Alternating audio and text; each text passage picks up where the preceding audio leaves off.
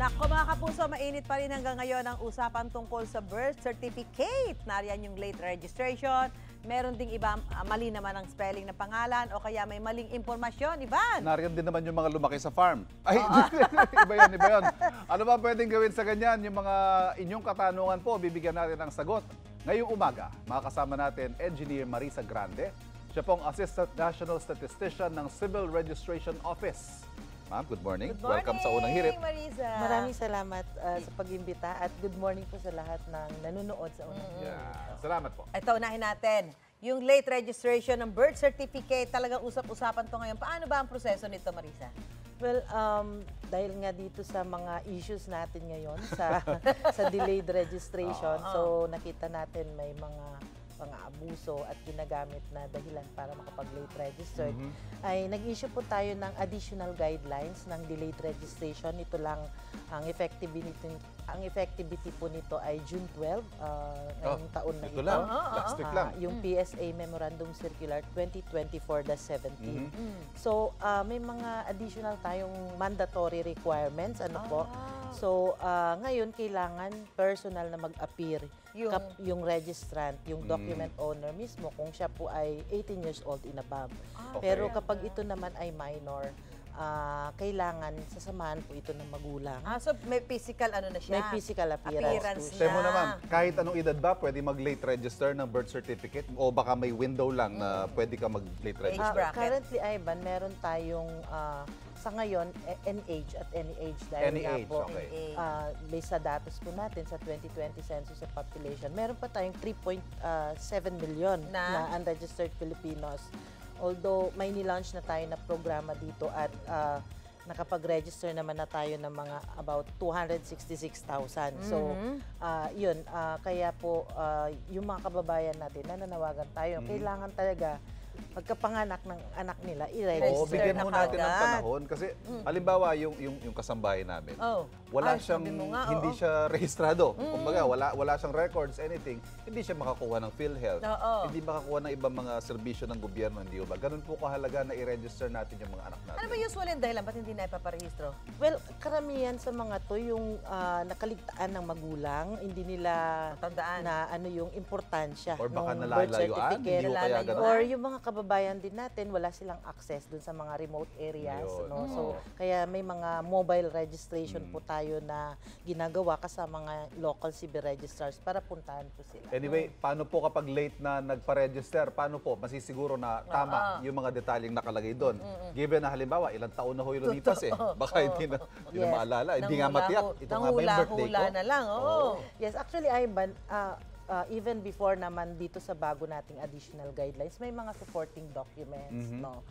Isa yan, number one na mandatory requirements namin is the negative birth certificate para wala po tayong double or multiple registration. Kung katunayan na wala nag-e-exist na birth certificate dito sa taong ito. Yes, oo. And then, ang mga basic na requirements before, yung pong affidavit of delayed registration, affidavit of two disinterested person, and any two public documents. So, ito yung mga, for example, yung mga earliest school records, baptismal, or any other public documents. Ito yung minimum. Yung mga patunay, no, na ganito yung birthday mo, etc. Sa affidavit, so kailangan ano yun? Ano ng notaryo? Dapat notarized po siya. Ako sa barangay manggagaling. Actually, merong additional requirements nga din po ng barangay certificate para pagpapatunay ng proof of residency nila. So, dapat talaga sa interview, makuha mo yung mga tamang information and meron ka ding due diligence na bago ito i-rehistro sa ating mga civil registrar. Marisa, meron ding mga maling impormasyon, di ba? Sa birth certificate. Yung may kulang na letra, mali spelling, iba yung gender, at iba pang impormasyon. Ano yung dapat gawin kapag gaganyan ng sitwasyon? Well, meron po tayong the clerical error law. Ito yung Republic Act 9048 na pwede tayo mag-correct ng clerical or typographical error, yung mga spelling, ganon. Kasama din po dito yung correction ng sex at saka Wala yung ng court, ano yan? Ah, Proceeding. administrative process po ito. Na- Kasama na- din yung day and Yun. month ng ng date of birth mo. Ito po yung mga administrative process. Kailangan lamang pumunta sila sa local. Doon po mag-file ng petition for correction. Yung mga ganyan ho, pagpapabago ng impormasyon, gaano ko kahirap yung proseso niyan at may bayad ba? Yun ang tanong ng mga Yes, may kababayan bayad natin. po. Ang processing fee ng clerical error, yung mga spelling is 1,000. Ang filing fee. Sa Per- PSA na yan. Sa local civil registrar Legal. office Okay, po ito, okay, okay. sa local. Or sa Philippine Foreign Service Post naman sa mga nasa abroad.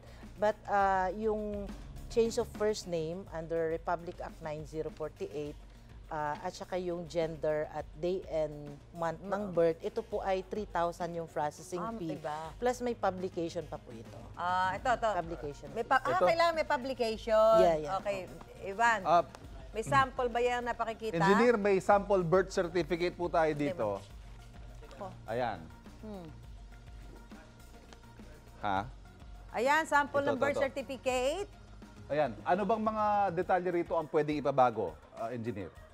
Well, kung ang ipapabago ay first name, Ito, dito. halimbawa, iba yung ginagamit mo sa iyong birth certificate, sa kung ano yung ginagamit mo ngayon, pwede ka mag-file ng petition for change of first name under Republic Act 9048.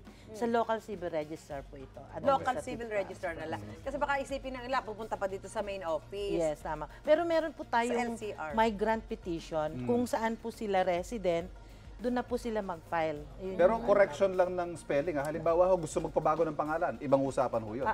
Pwede rin po Pwede rin. administrative. Ano yung dumadaan pa sa court proceeding? ito. Ang Dito yan, court dito yan, dumadaan sa court pagpili ng proceeding, yung mga pangalan. substantial entries po, like Like, year of birth. sa court Year yan? of birth. Ito, Sa court ito. po yan, kailangan Year sa of- court. ito, Year ito, of ito, birth. ito, Oo. year Sa of court birth. pala yun. Also po, pagka status, halimbawa Single married, na, no, I mean, Ito. legitimate child siya, Ah, pero yun. nung registration, ginawa siyang illegitimate. Okay. So ngayon, gagamitin niya na yung tama, kailangan establish niya nga sa court ngayon. Saan ba yung... Actually, hindi mo wala makikita siya sa dito, birth pero certificate. dito, pag nilagay nila dito sa marriage of ng parents, makikita natin, not banda rito married, yan. pero Oo. married pala, yun yung mga kailangan idaan sa Pag court. sa court, gaano katagal? Depende po yun sa, Sa court. process. Sa branch. court. Naku, Yun na nga matagal lang, yun. matatagalan Sa tayo mga doon. kukuha po ng birth certificate, sa mga hindi nakakaalam, pwede na rin pong mag-request online ngayon, ha? Paano naman po ang proseso nito, ma'am? Meron po kaming dalawang authorized na partner sa online. Ito po yung PSA Servilis at saka yung PSA Helpline. So, sila po online ang filing. So, ibig sabihin, hindi po kayo pwedeng pumunta sa Facebook at mag-coordinate po ng kahit sino. Kasi Minsan sa mga comment section scammer sila, po no? yun. Oo. Oo. So, kailangan po online yung file and meron po silang mga authorized na bayad center o like credit card, Metrobank, Union Bank, mga ganon. Hindi po sila nagko-coordinate through sa Facebook kasi baka yung mga kababayan mahirap natin na. doon Saka sila. mahigpit mag-deliver yung mga ano niyan, ha? Oo. Kung hindi Yes po. ikaw. Dapat ikaw mismo magre-receive. oo. Oo, may option din na ipa-deliver yung birth certificate sa bahay. Ano yung rule sa ganito? Sino yung pwedeng tumanggap ng document? Halimbawa, wala yung nagparehistro. Yung nag-order, oo. Ano yung kailangan maka-ready? Susan, Ivan, ang nag-file ng request, siya yung Tatanggap. tumanggap. Pero kung sakali na for whatever reason, nasa trabaho po siya, pwede niya po itong ipasa sa kanyang, halimbawa, yung asawa niya or mga kapamilya, pero kailangan i-coordinate po nila ito sa aming partner, authorized partner, para ma-transfer yung Authority. yung authority at Yes, mai-release. mag-iwan ko ng authorization and ID. Ayan. oo. Ito, Pero kailangan i-coordinate po nila. i-coordinate pa rin Oo, talaga. i-coordinate. It's through email Right. or the hotline po. Opo. Talagang pag wala ka, iniiwan. Oo, hindi pwede. Babalikan ka. Susan, Ma'am Marisa, ito may mga tanong din po ang ating mga kapuso online sa usaping birth certificate. Yan. Eto, si PJ Vera, yung apelido ng tatay niya, ang ginagamit niya sa lahat ng documents niya. Pero last name pala ng nanay niya sa pagkadalaga ang nakalagay sa Nako, birth certificate paano nga niya. yan? Paano ito ipapakorek, So, Miss Marisa? Administrative lang din to? Yeah, actually may administrative process pero pwede rin siyang court, no? Yung dun sa administrative process, kung illegitimate or non-marital child, at inacknowledge naman siya ng kanyang father through a public instrument, mag-process po siya ng Republic Act 9255 or ito yung act allowing to use the surname of the father. But halimbawa naman, kasal na yung magulang ngayon, iba naman po yung proseso. Iba Ito pa yung rin. legitimation naman through Republic Act Aha. 9858. So, sa legitimation at saka sa 9255, both administrative process po yun.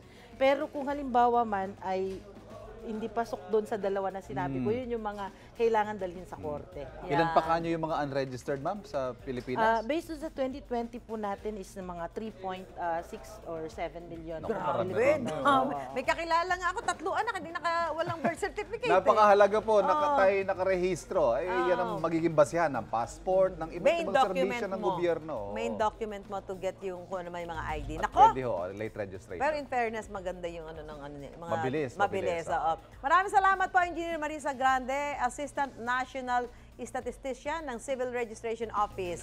Mga kapuso, sana po ay naliwanagan kayo sa inyong mga tanong tungkol sa birth certificate kung kahit saan pa kayo lumaki. Yeah.